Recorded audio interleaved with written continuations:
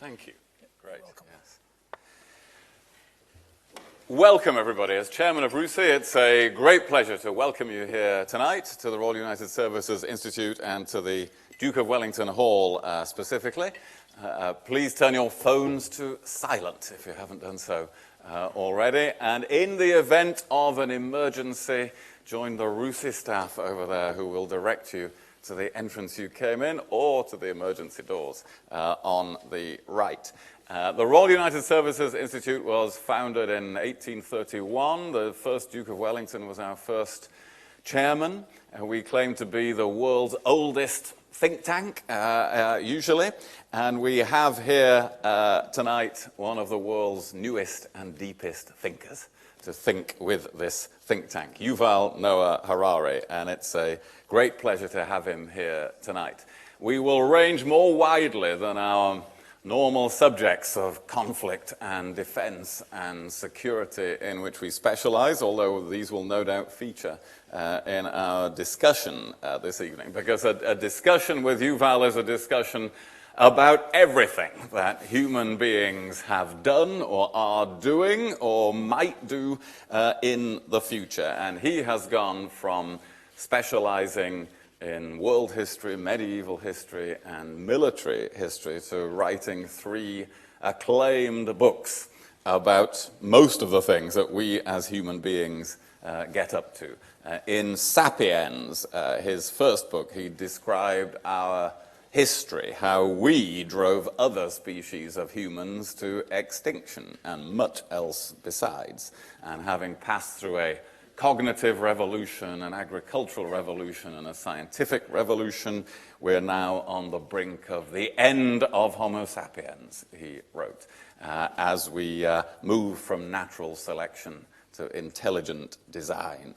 And then in Homo Deus, he described what our future might look like, how we might become unaccountable gods wreaking havoc on our own ecosystem, or have already become that in many ways, and we might divide into a society where some become superhuman beings. And now in his latest book, which is on sale with the others outside from Waterstones, 21 Lessons for the 21st Century, he focuses on today's most urgent issues.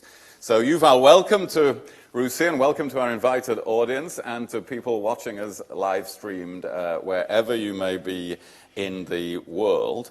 And I want to start with a point that is very familiar subject, a very familiar subject to everybody here, but which you illuminate particularly clearly and mercilessly at the beginning of your latest book, which is what's happening to liberal democracy. You write that liberal elites are in a state of shock and disorientation. And here we are dealing with Brexit, with President Trump, with the Italian government. We are definitely in a state of disorientation.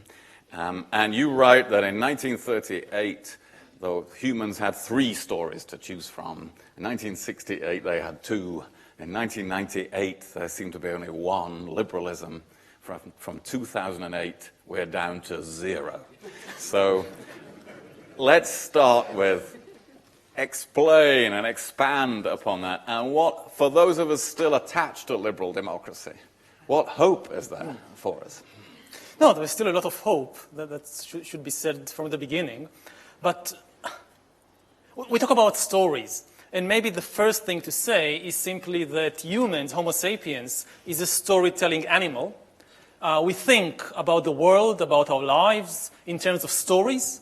Very few people think about the world in terms of numbers or equations or statistics. And this is the basis for almost all human cooperation, is belief in shared stories, which means stories are extremely important, at least in my opinion. And when we look at the broad history of the last 100 years, as you just described, we see a shift from a situation in the 20th century when politics was a battleground between huge visions about the future of humankind, huge stories that explained or claimed to explain everything that happened in the past, what is happening in the present, and what will surely happen in the future. You had three such big stories, the fascist story, the communist story, and the liberal story, and they got knocked out one after the other. Until at the end of the century, you had just one story standing, which is the liberal story, which caused a lot of people all over the world to think that that's it. That's the end of history, not in the sense that nothing else will happen anymore, that time will stop, but in the sense that we know it all. We now perfectly understand the past, we understand where we are, and we know where we are heading to.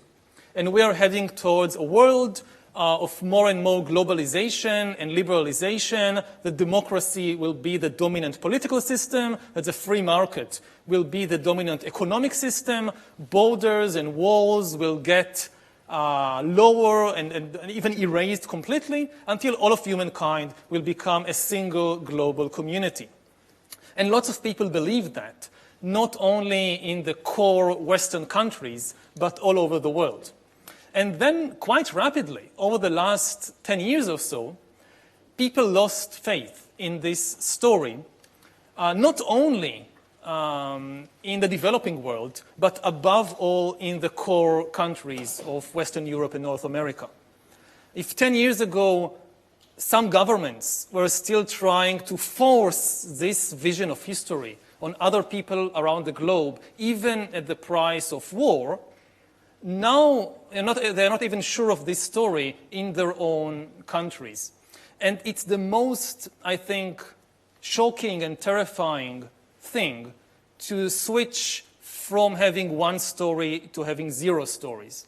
When you have two or three stories competing with one another, then you still don't know what will happen, who is going to win, who is right. You still have doubt. But to have just one story, you have certainty. There is just one thing that explains everything. There is just one thing that can happen. And this is the level of, maximum certainty. And then to switch to zero stories, this is much more frightening than having 2 or 3 or 4 stories. Because you don't have any explanation to what is happening in the world, and you don't have any vision for the future. And I think that what we see now in the world, above all else, is a vacuum of stories and visions. This vacuum is partially filled by old stories that seem to be making a comeback, like nationalism and like religion. But the main thing to say about them, and we can go more deeply into that later, they don't really offer a vision for the future. What characterized fascism and communism and liberalism is that they really had a vision for the whole world, for the whole of humankind. Maybe not a good vision, but still they had some vision. If you look at the rise of nationalism today or in the last few years, what strikes me above all is that it simply has no idea how to run the world as a whole. Nationalists can have very good ideas sometimes about how to run a particular country. But how should the world as a whole be managed? There is still a huge vacuum there. The most, at least I can understand, from what some nationalists are thinking, is that they think in terms of like a network of friendly fortresses. That you will have each country building walls and digging moats around itself to defend its unique identity, its unique culture, its unique ethnicity. But the different countries will still be able to cooperate peacefully to some extent. To trade, it will not be a return to the jungle of everybody against everybody else. But the problem with this vision of the world as a network of friendly fortresses, actually there are 2 problems. The first problem is that fortresses don't tend to be friendly, certainly not in the long run. Each fortress naturally wants a bit more security and sometimes territory and certainly prosperity to itself, even at the price of what the other fortresses want. And without some global values and global organizations and so forth, you can't reach an agreement. And the idea of friendly fortresses very quickly turns into warlike fortresses.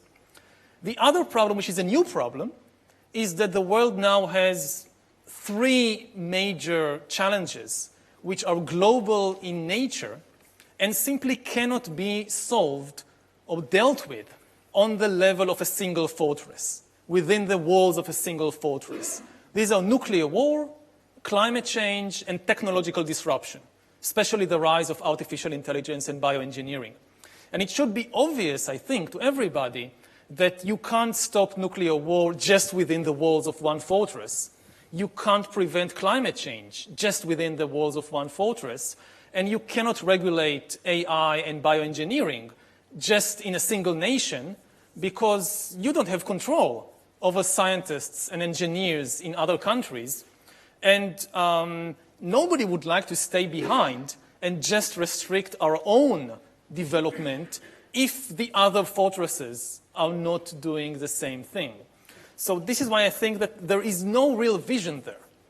It's just something that fills the vacuum, but no vision. Yeah. And your point, Yuval, is that liberalism it could have coped with those things, but it doesn't really have an answer to the ecological challenge, the climate change, or the technological disruption. And so even this cherished liberalism that we, has been the mainstream of politics for so long, faced with this, is in a bad state.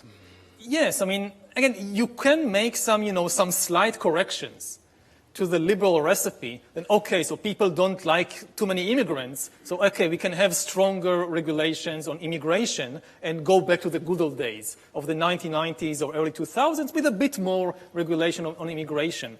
But in the long term, the deep meaning of the climate, of the ecological crisis, and even more so of the new disruptive technologies, is that we need to rethink the foundations of the liberal order. In terms of the ecology, the main problem is that liberalism is premised on the promise of economic growth, that you can basically satisfy everybody because the pie will just keep growing. And it's not impossible, but it is difficult to continue maintaining economic growth if you want simultaneously to fight climate change and ecological disruption. Again, it's not impossible, but it demands a lot of effort. And when it comes to the disruptive technologies, here liberal democracy is in a much even worse position, because I think, and again, we can discuss it more deeply, that the implications of the new technologies, especially, again, artificial intelligence and bioengineering, it undermines the very most basic assumptions of the liberal order about human free will, about individualism, about these basic slogans that the customer is always right, the voter knows best. The new technologies really undermine these assumptions. I still think that from the options on the menu in 2018, liberal democracy is the best option because it enables us to rethink and question and our foundational values and norms and try to construct a new system in the most open and accountable way. I don't think we can maintain the order as it is, but this is still the best order to try something new out of.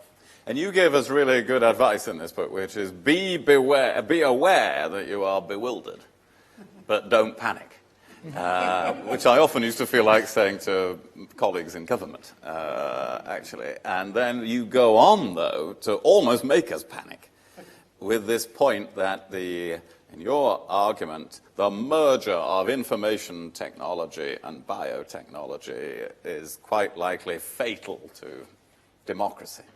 And I think that this is quite a hard point for people to grasp in a way. We can see lots of things that are damaging to democracy now, and we can see to an ex-politician's eyes, the way social media has developed, which has really fractured how people, they no longer deliberate together, really, in a democracy. Seems to be very damaging. But you're introducing a much bigger argument, really, a more worrying argument, which is this technological change, which few people are going to want to stop, could be fatal to democracy. So would you like to explain why you think that's the case? Well, it will be fatal to democracy as we have known it I think that the big advantage of liberal democracy over all other systems is that it is adaptable. It can reinvent itself.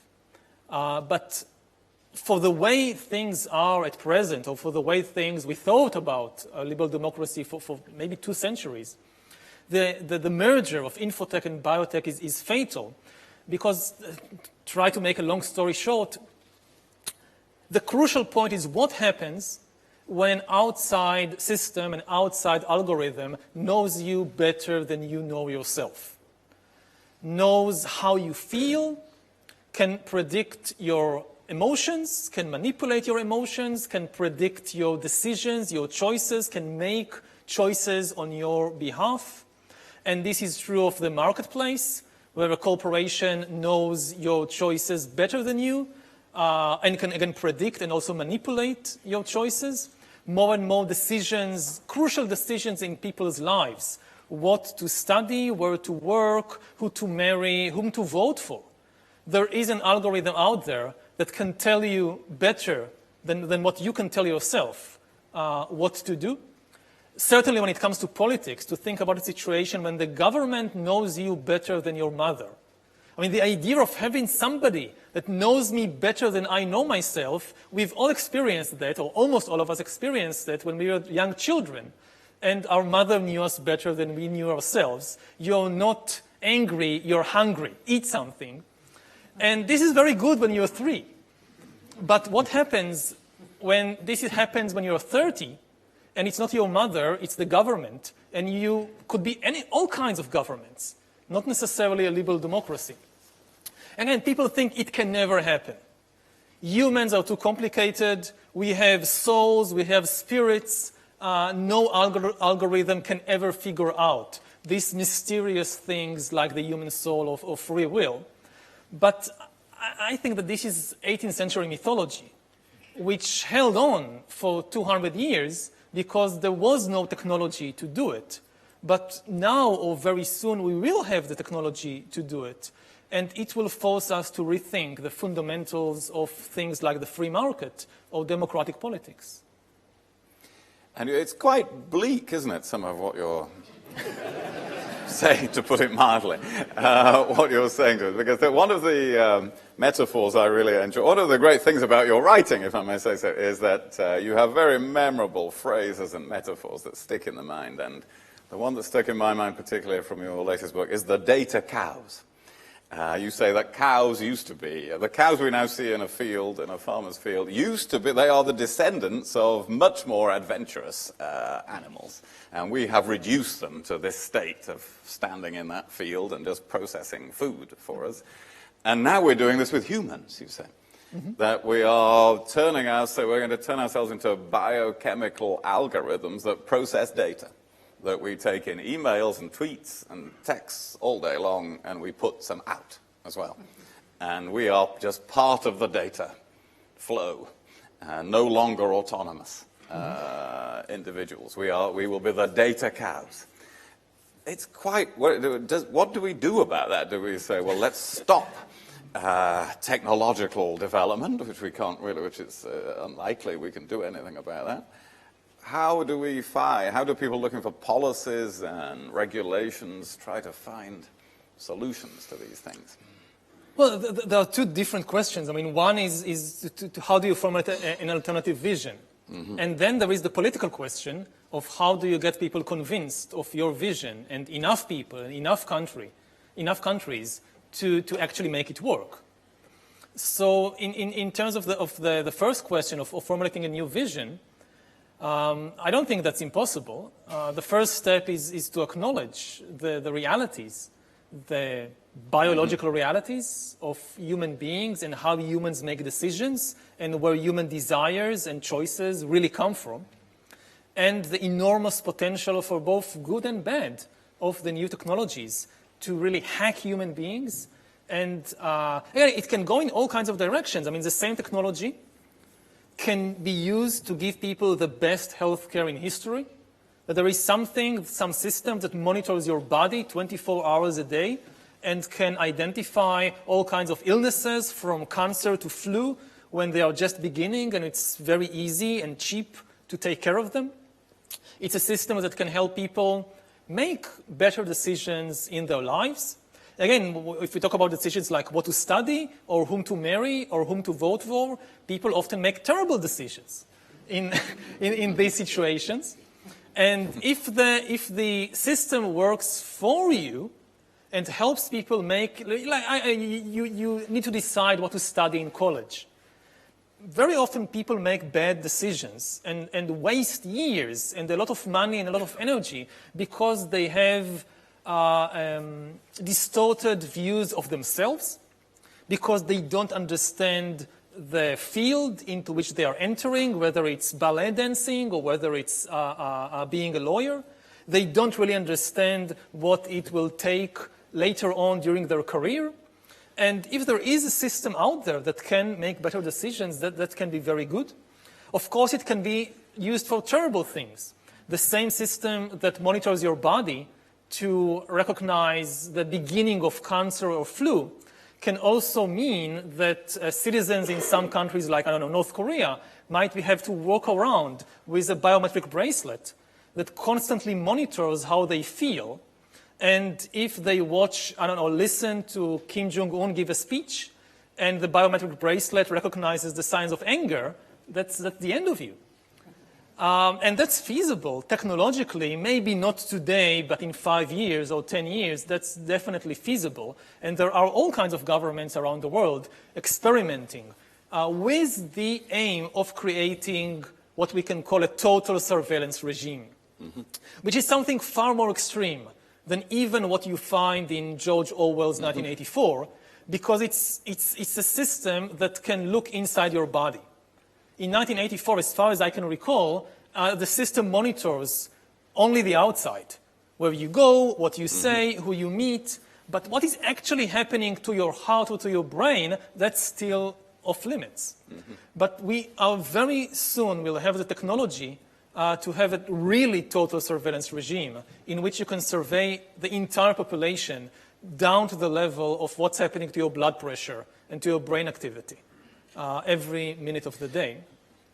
And the big question is, how do we use this for good and not for evil? Again, the system, you can use the system to monitor individuals in the service of government. You can flip that and use it to monitor the government in the service of citizens, for example, to fight corruption.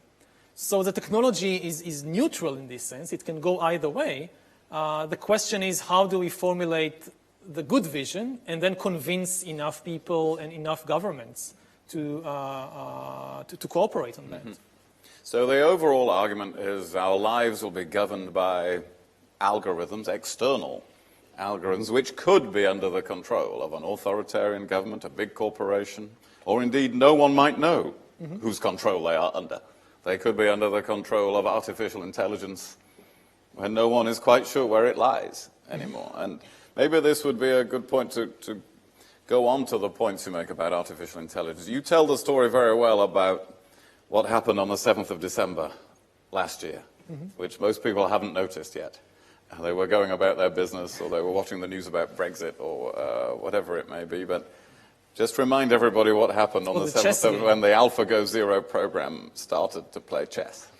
Yeah, so and almost every month or so we hear about a new achievement of artificial intelligence. So one of the latest headlines was when a new software for playing chess defeated the previous computer software for playing chess. And it maybe doesn't sound like news because it has been 20 years since a computer program defeated the human chess master of the world, Garry Kasparov. But what was amazing about the new software is that it taught itself how to play chess.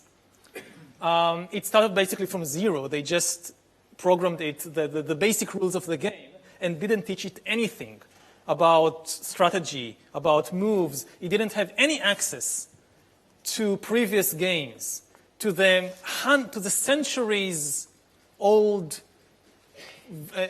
bank of knowledge about playing chess. It just played against itself and taught itself chess and strategies and so forth, and went on to defeat the previous computer world champion. But the most amazing thing is how long it took it to reach from zero knowledge to complete mastery, to be the top of the world. 4 hours.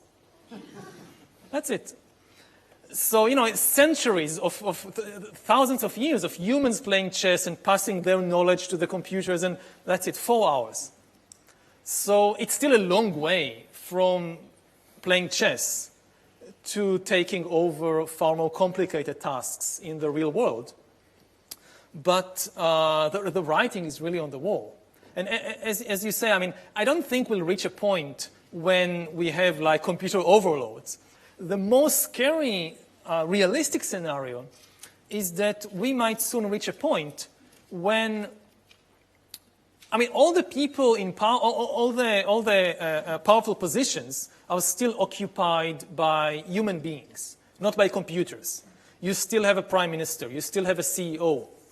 But the prime minister chooses from a menu written by AI.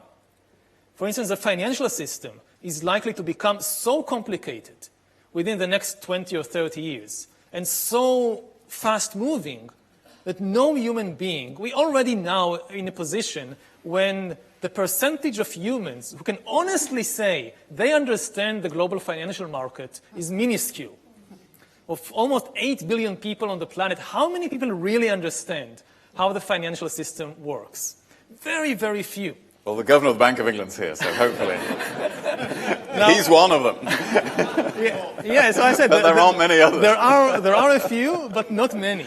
Now, envision a situation in 20 or 30 years when the system is so complicated and so fast-moving that no human being is really able to understand it. So you have the prime minister, and an algorithm comes to the prime minister and says, "Sir, madam, we have a problem. We are facing a financial meltdown, and I can't really explain to you why, because you're a human, you won't understand it. And you have 3 options what to do, but I can't really explain to you any of them because it's too complicated. And you need to decide now because it works in milliseconds. So you still have a human figurehead, but in more and more fields, and it can be finance, it can be like terrorism, like algorithms being used to identify terrorists on the basis of more and more complicated patterns. And the patterns can become so complicated that, again, we reach a point when the algorithm tells the defense minister, this is a very dangerous terrorist, but I can't really explain to you how I reached this conclusion, but trust me. And this is not some bizarre science fiction scenario. We are in some fields very close to that point. And actually, you tell a story in your book, I think, about a Palestinian who was arrested, who was erroneously identified in this sort of way. Yeah, in Israel, we have one of the biggest laboratories in the world for surveillance, and it's called the Occupied Territories. And it's really a huge laboratory, and this is one of the reasons that Israel is one of the leading countries in the world in the development of surveillance technology. And there are glitches, like this case of somebody posting a Facebook post, and the algorithm mistranslated good morning as let's kill them. There are 2 words which are very, very close to one another. And of course, they went and arrested the guy. So this is a tiny, tiny example from what is actually happening right now. But you can really run with your imagination of where this can lead us in 10, 20, 30 years. And this thinking of our normal work here at RUSI, this applies to military technology, doesn't it, as well? That normally now, in a democratic government, it's still a human decision to use lethal force. But soon we will find that, the next generation of warplanes doesn't have to have a pilot. Or that our ships could be attacked by a swarm of 1,000 networked objects. There is no way a human reaction can deal with that, and you have to have your artificial intelligence defense against that, and indeed artificial intelligence decision to launch your defense against that. And I think you say in your book that autonomous weapons are a disaster waiting to happen. Is there anything we can do about that? Because we would have to stop almost the whole development of military technology to prevent that, wouldn't we? No, not necessarily, but certainly we are entering an AI arms race, which is leading us very fast towards a world of autonomous weapon systems. I think it can be a disaster for humanity, especially if these weapons are not in the hands of responsible liberal democratic governments, but in the hands of either dictators or all kinds of terrorist organizations or criminal groups and so forth. And the only real way to stop it is through strong global cooperation. This is one of the best examples I mentioned earlier. Yes. That we need global cooperation to deal with technological disruption. So the easiest example to give is killer robots or autonomous weapon systems.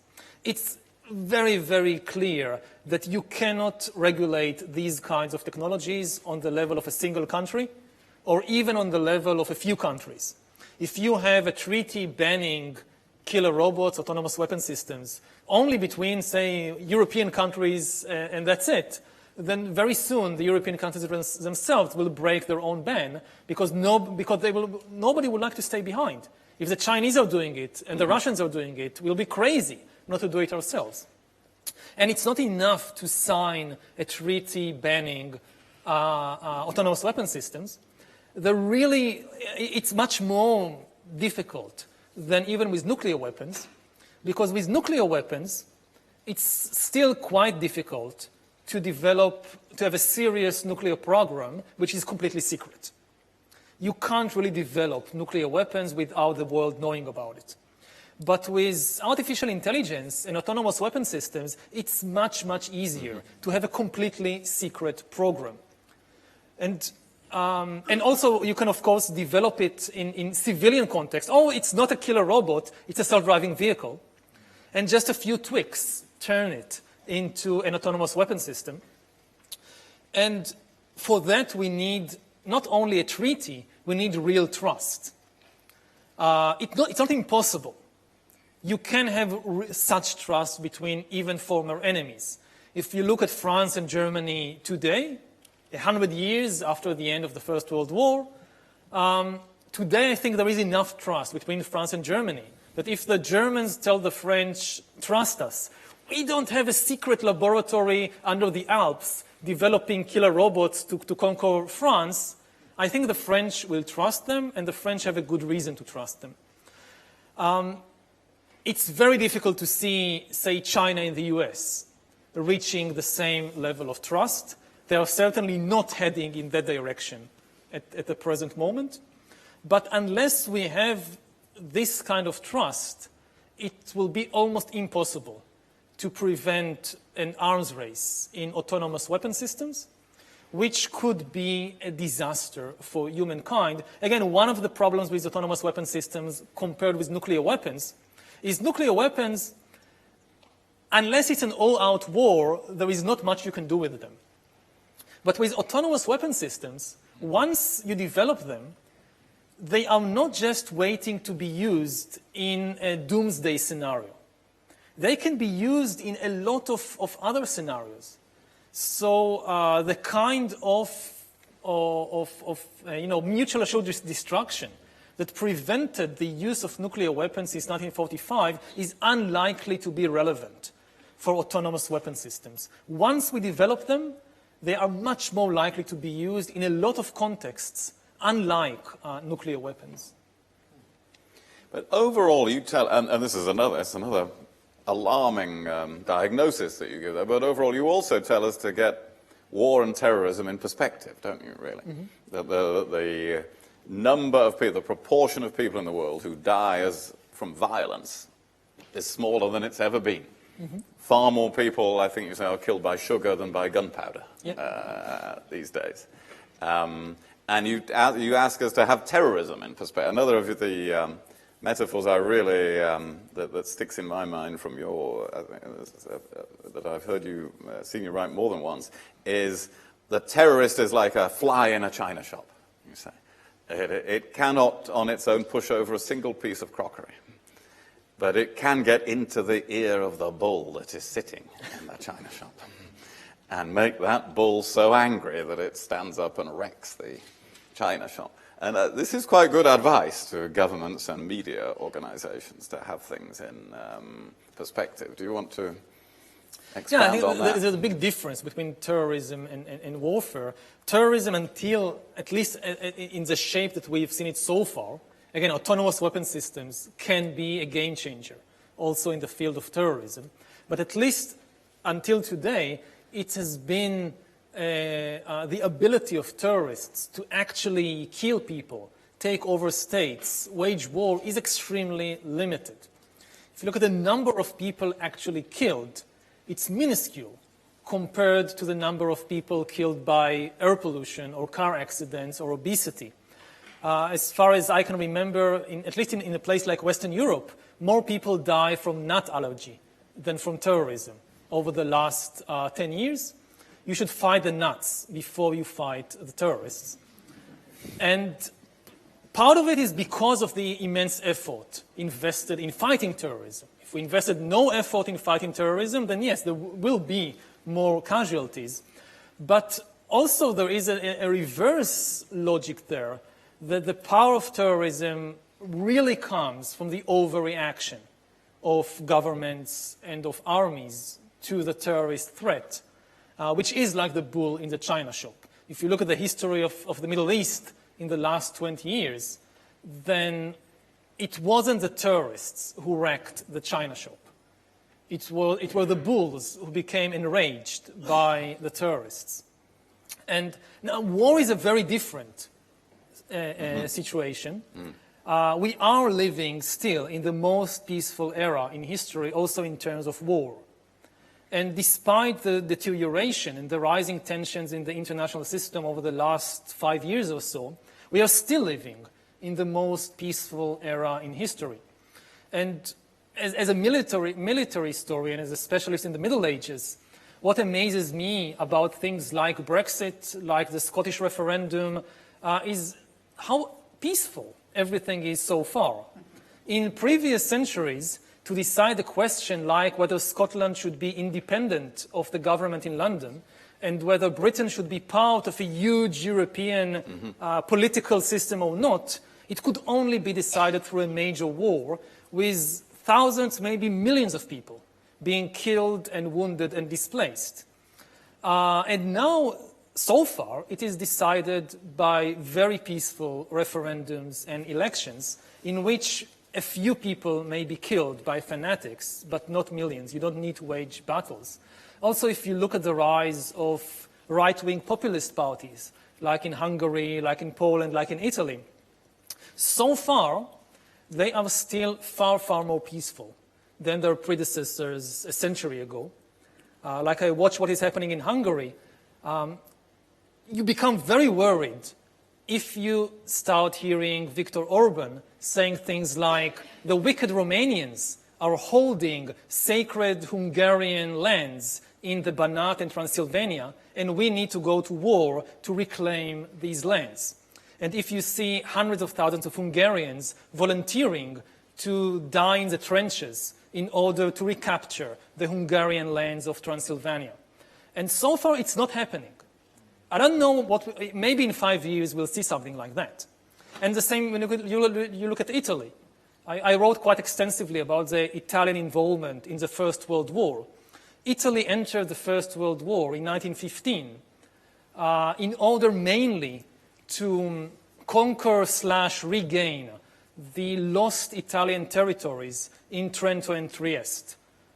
Quite a small piece of land, today partly in Italy, partly in Slovenia.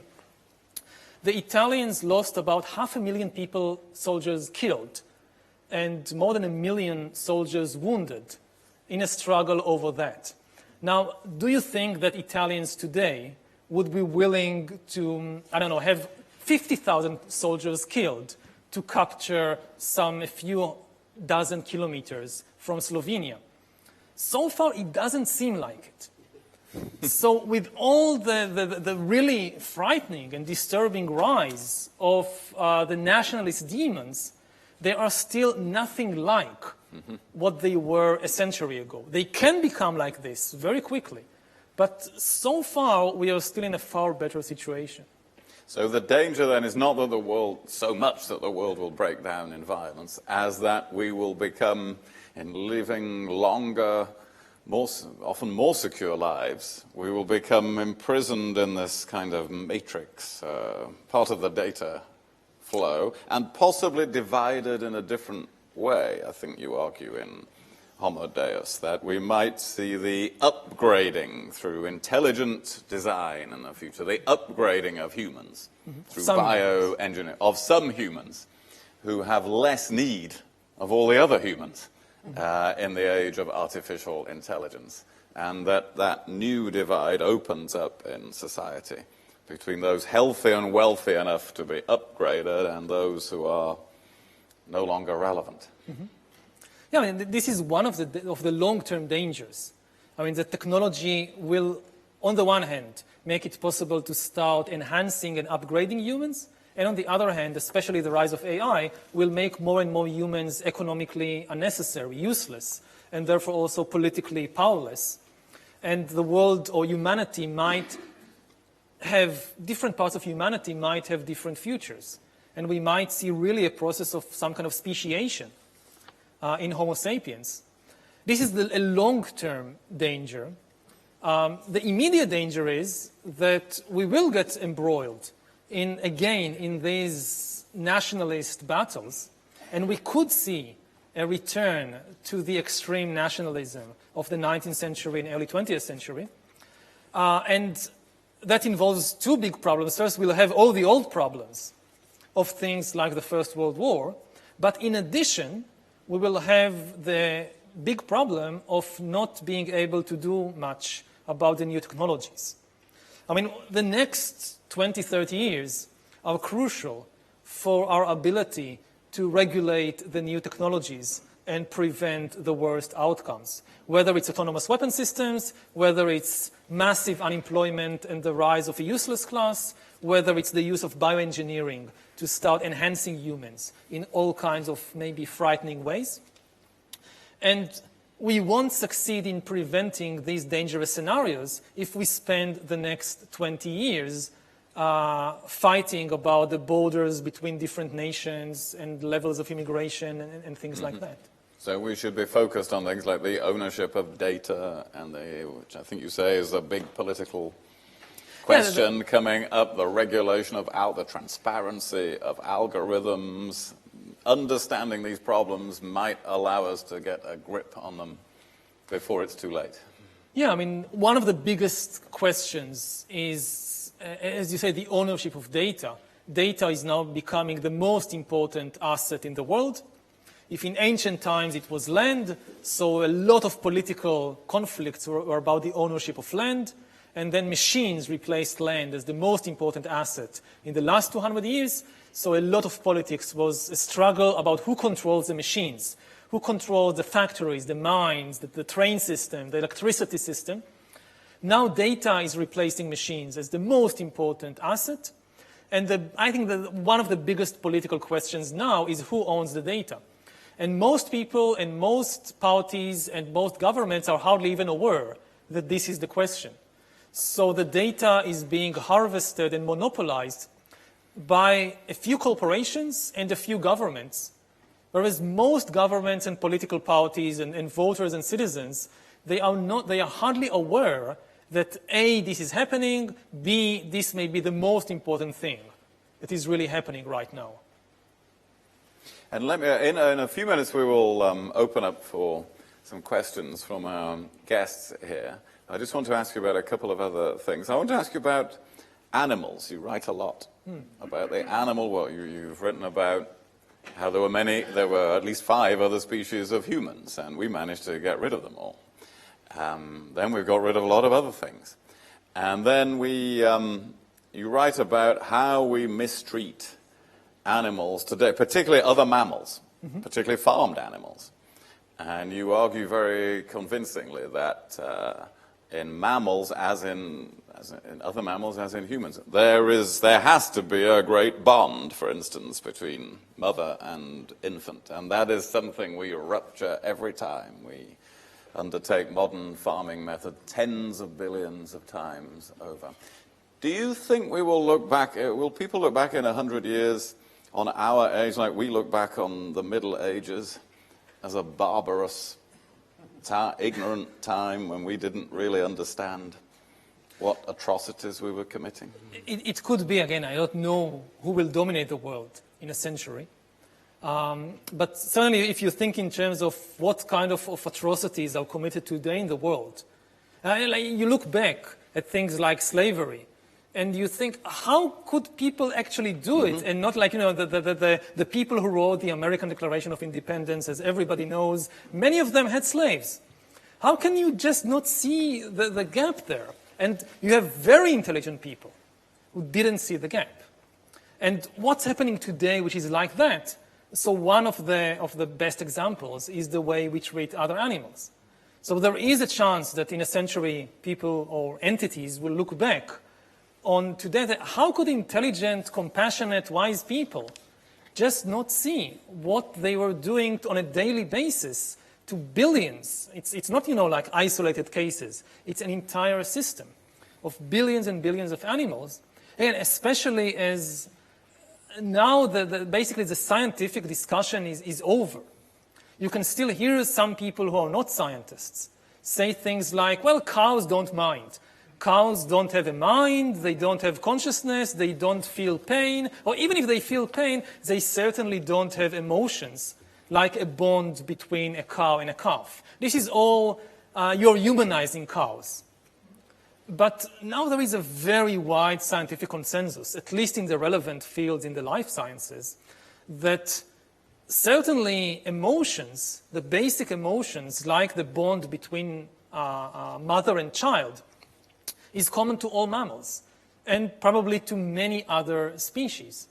So the scientific consensus is widespread. The scientific discussion is really over in this respect, but it's still, like in many other cases, what's obvious to scientists, it's still far from obvious to the general population, to the politicians, to the market.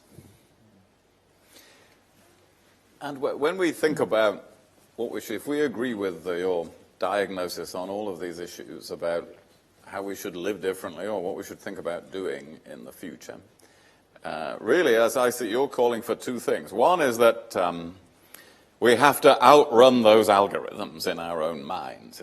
We have to invest in human consciousness in whatever way, in meditation, in whatever way we can, and that is an individual task.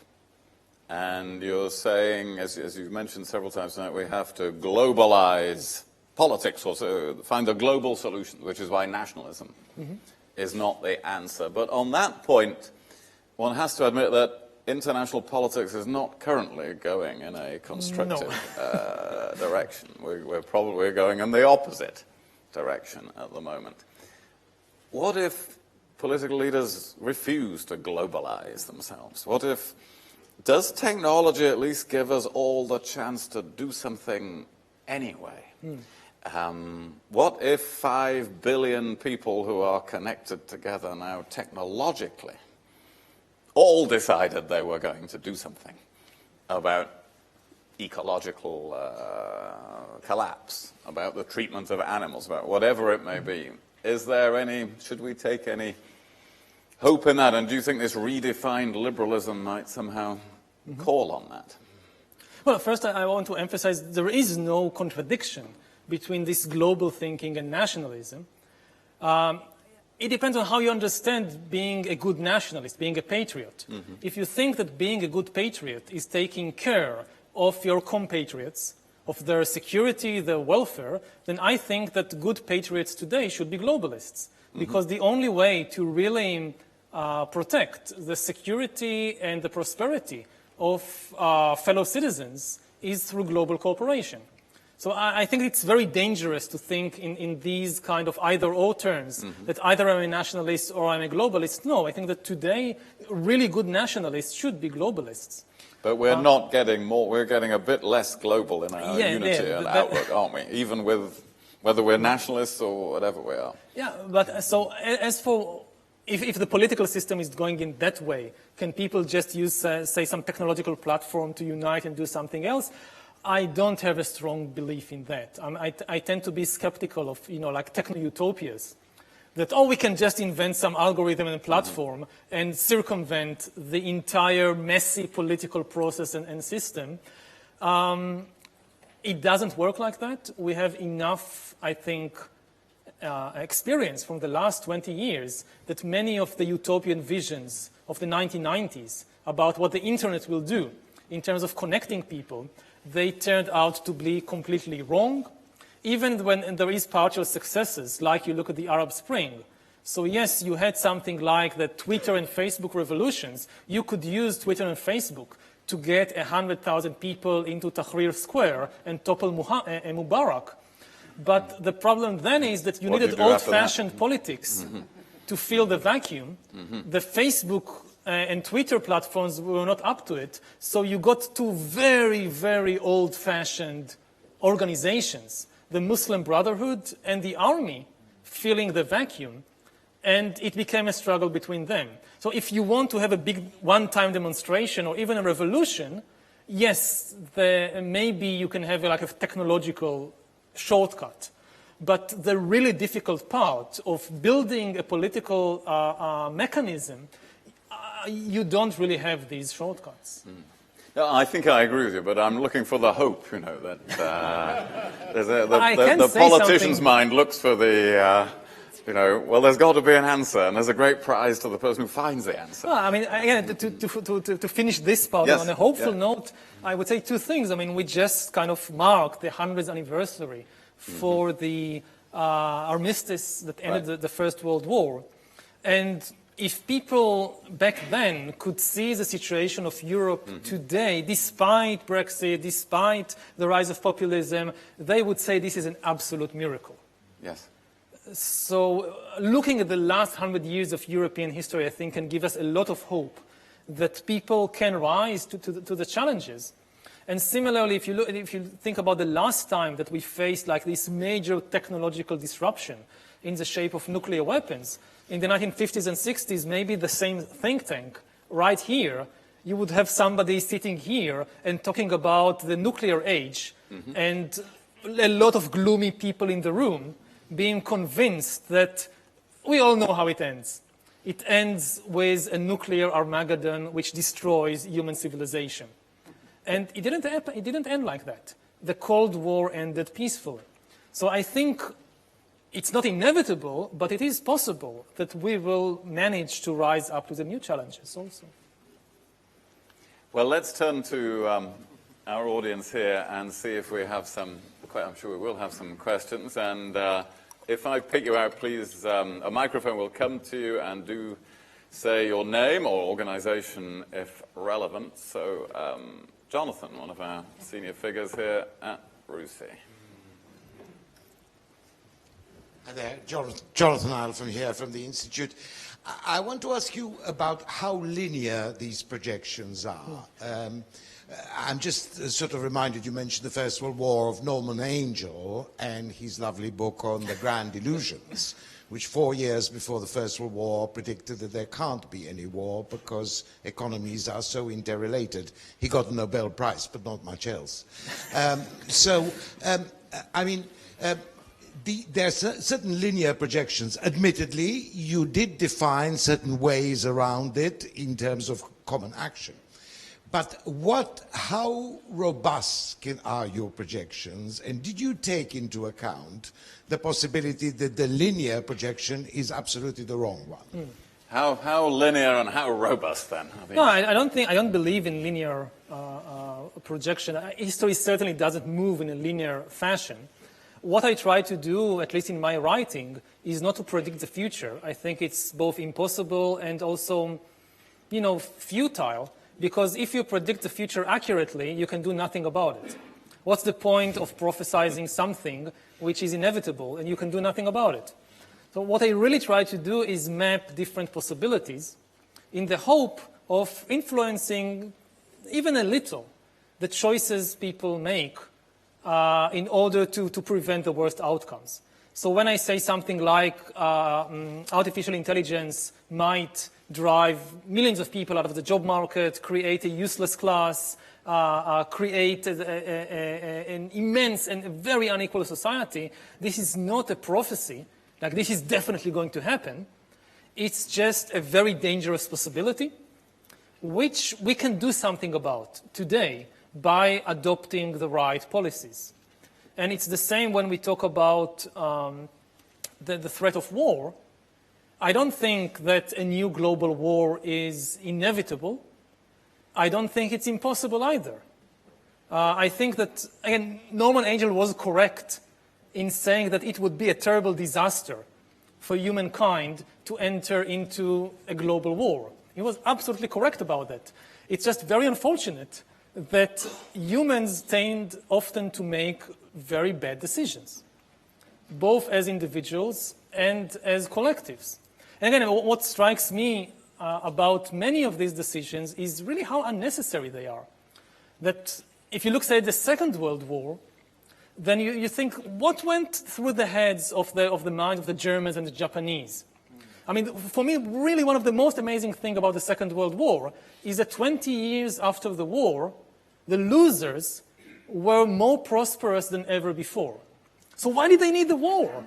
I mean, if you can be so prosperous after losing, the greatest defeat in history, it's obvious you didn't need a war in order to be prosperous. But they just made the wrong decision. They thought without a war, without conquering China, without conquering Russia, they will never be able to prosper economically. And they were 100% wrong about that prediction, but unfortunately they thought like that. Let's take another question. Yes, I think I can see Baroness Neville-Jones back there. Pauline Neville-Jones. You don't talk much about the distribution of power. I mean, one of the things that it seems to me is the case that digital age has democratized power to some extent inside societies. And so what people do collectively counts more. Mm-hmm. What assumptions do you make about education? I mean, wouldn't it be possible to imagine a more optimistic scenario where decent education means that actually people take more responsibility and make better decisions? Mm-hmm.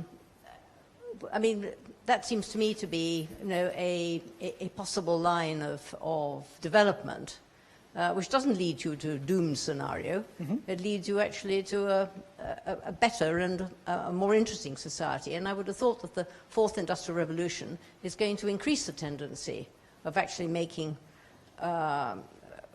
increasing the economic as well as the political power distributed, at many levels of society, instead of just at the top. Right. Yeah. Education and responsibility throughout society. Two different points. I mean, if we're talking about jobs, then yes, definitely there will be new jobs as the result of the AI revolution. The big question is whether all the people who lose jobs will have the ability to educate and retrain themselves to fill the new jobs. So, what? So we better not have heckles because of the microphones. So this is one big question. Some people might, but not all people. And you could have a division according to countries, in which some countries have the both economic and social capital necessary to retrain their population to take advantage of all the enormous opportunities of this revolution. But then other countries might be left completely behind with no way to progress, because the main thing that enabled countries to progress in the 20th century was cheap manual labor, and this won't work in the 21st century. So you could have an even more extreme division of the world than what we saw in the 19th century with the Industrial Revolution. The other point is about individuals taking responsibility for decisions in their lives. Now, there is a very optimistic scenario that AI and these monitoring systems that constantly track what we do and how we feel actually enable us, empower us to make better decisions. Like, to take again the example about deciding what to study in college.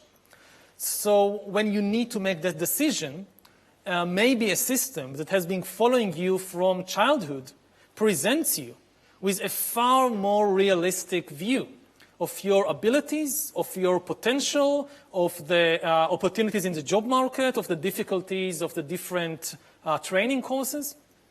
And then you can make a much better decision, much more knowledgeable decision about your future. That depends first on whether we develop the right kind of AI systems, and secondly, whether people have the education and really the motivation. Because, again, the danger is that people might just be lazy and just learn to follow whatever recommendations the system gives them. Like, to take a real example, one of the most important abilities of humans is to look for information. Today, a lot of people have completely renounced their personal abilities to search for information. They just follow slavishly the algorithm. The truth is the first 3 results of the Google search engine. That's it. And the only way I know how to look for information is just ask Google. And it doesn't have to be like that. I mean, the internet gives us immense abilities to look for information.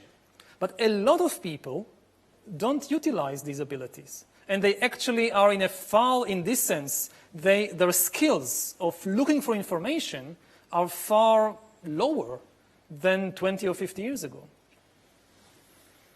Malcolm Chalmers. A microphone at the front that's coming there behind you.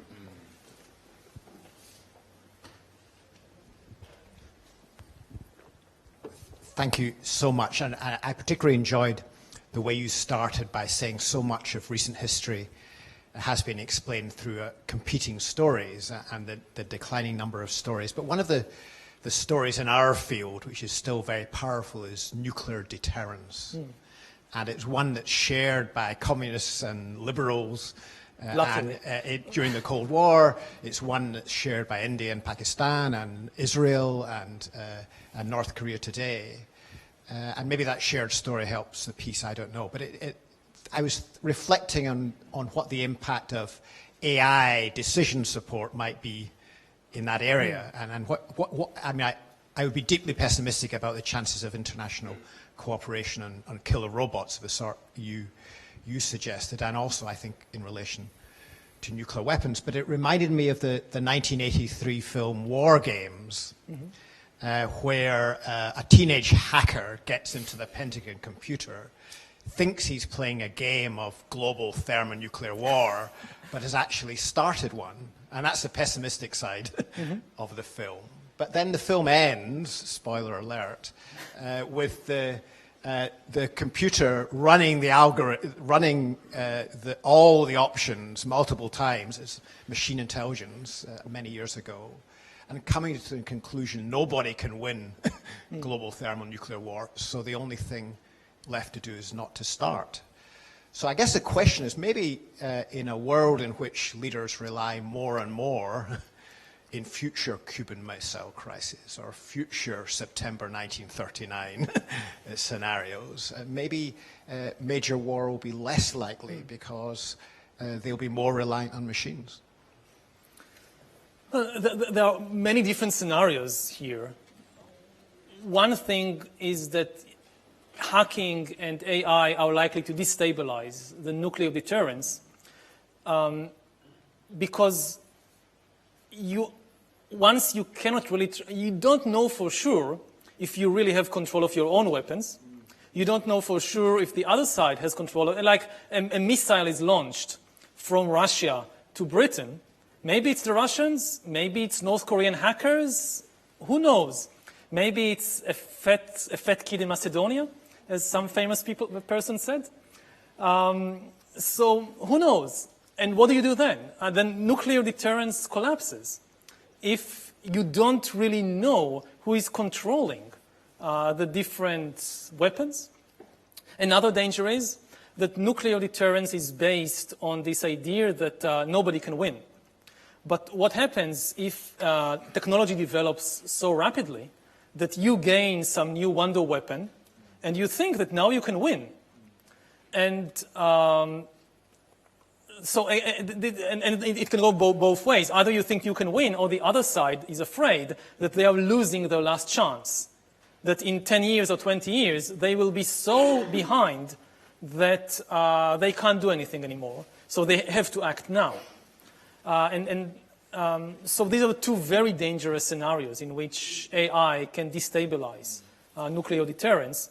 And then the third scenario, which I already referred to, is that with AI, you can have a lot of extremely dangerous and violent attacks, which are not an all-out war. You can take down entire systems in a country, and nobody is sure who is doing that and why.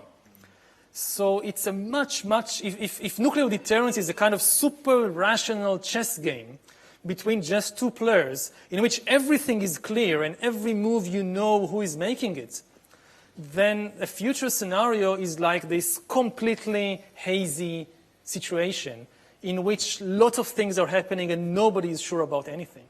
And that's a very, very pessimistic situation to be in. There's just time for a couple more questions. There's a lady at the back there, and then we'll come down to the front row again here. Hi, my name is Claire Hajjaj. Thank you for a fascinating talk. The politicians of today are grappling with what we all believe are the big issues of our time. You know, should we be in Europe or not in Europe? Should we have immigration or not? Higher Hawkins, all of these issues. And AI is a side issue to be dealt with later.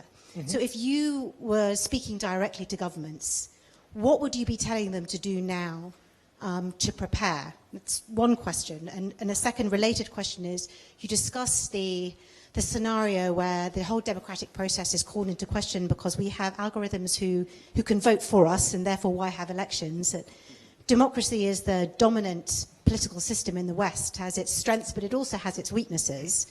Can you imagine a scenario where the advent of AI and that kind of technology could prompt maybe a much needed rethink on how we approach the political process? Mm-hmm. Well, about the first question of what to do, there are many things that can be done, but the first essential step is to build trust. Again, the obvious thing is you cannot regulate it on the level of a single country. You need strong international cooperation, you need strong international trust in order to do anything meaningful about AI regulation. So the first step is to build that kind of trust. Without this, we can have a lot of very nice ideas about what kind of AI to develop and what kind of AI not to develop, but we won't be able to enforce it because we'll be in a kind of race to the bottom that everybody says, yes, we don't want to do it, but we can't trust the other guys not to do it, so we must do it first.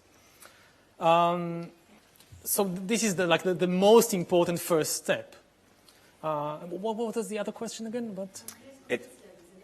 What political systems might turn into with AI. Could it be something better? It could be something better. Again, it's like, any technology can be used in many different ways. If the AI systems are served to empower the individuals and to survey the government, for example, to fight corruption, then this can really strengthen democracy in a new form. But again, we need to realize the immensity of the challenge and the fact that we have very little time to confront it. And Nikolai Tangent in the front row here, right at the front. Thank you. How do you think the relationship between the US and China will pan out? I don't know. He was trying not to make predictions. I don't know. I mean, again, it's one of the most dangerous developments now in the world is the beginning of an arms race between the China and the US, especially in the field of AI. 3-4 years ago, hardly anybody talked about it. Now we are really in an arms race. Certainly, you see it from the side of the Chinese government. The American government is far less aware of this arms race. I mean, at present, in a curious way, it's an arms race which much of it is actually between a government on one side and private corporations on the other side. But the US government is also coming on board and starting to realize what is happening. And this is extremely dangerous because this almost guarantees the worst outcome. And I think that, it's not inevitable. We can reach a situation of real trust and cooperation, but for that, you need to build trust. And at present, we are going in the opposite direction. And this is one of the most frightening developments now in the world. And the really sad thing is that it's not inevitable. It's not really necessary. It's not like a law of nature that there must be a clash and an arms race between China and the US. But this is what is, we are on that course, and at present the situation only gets worse and worse. And Yuval, finally, is there anything we've not asked you about that you were burning to tell us about this evening? No, I think we covered quite a lot of ground. We've covered the... Okay, we'll take that. In that case, we will allow the one other question then. So I referred to this earlier, and you say to outrun the algorithms, we have to know ourselves. Yeah. I think you say, actually, people wonder whether you're out of reality in 2 hours meditating, and you say, actually, that is reality before you go back to all the tweets and emails and puppy dog videos and things like that. Expand on this point, and then we'll close. Yes, so I mean, like the oldest advice in the book is to know yourself. For thousands of years, you have all these philosophers and saints and prophets, whether it's Socrates or Jesus or Buddha or Confucius, going around telling people, know yourself better, really understand who you are, what's going on in your mind, why do you make the choices that you make, what's really in control of you. And this was always a very good advice, which most people never followed, but it was a good advice. But throughout history, you did not have real competition.